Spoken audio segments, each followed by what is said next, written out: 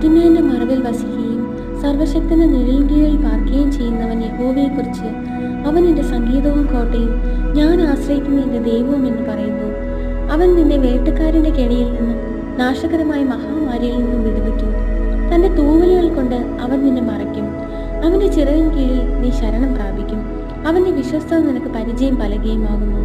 രാത്രിയിലെ ഭയത്തെയും പകൽ പറക്കുന്ന അസ്ത്രത്തെയും ഇരുട്ടിൽ സഞ്ചരിക്കുന്ന മഹാമാരിയെയും ഉച്ചയ്ക്ക് നശിപ്പിക്കുന്ന സംഹാരത്തെയും നിനക്ക് പേടിപ്പാനില്ല. നിന്റെ വശത്ത് 1000 പേരും നിന്റെ വലതുവശത്ത് 10,000 പേരും വീഴും, എങ്കിലും അത് നിന്നോട് അടുത്ത് വരികയില്ല. നിന്റെ കണ്ണുകണ്ട് തന്നെ നീ നോക്കി ദുഷ്ടന്മാർക്ക് വരുന്ന പ്രതിഫലം കാണും. യഹോവേ, നീ എൻ്റെ സംഗീതമാകുന്നു. നീ അത്യുന്നതനെ നിന്റെ വാസസ്ഥലമാക്കിയിരിക്കുന്നു. ഒരു അനർത്ഥവും നിനക്ക് ഭവിക്കുകയില്ല, ഒരു ബാധയും നിന്റെ കൂടാരത്തിന് അടുക്കുകയില്ല. നിന്റെ എല്ലാ വഴികളിലും നിന്നെ കാക്കേണ്ടതിന് അവൻ നിന്നെക്കുറിച്ച് തന്റെ ദൂതന്മാരോട് കൽപ്പിക്കും.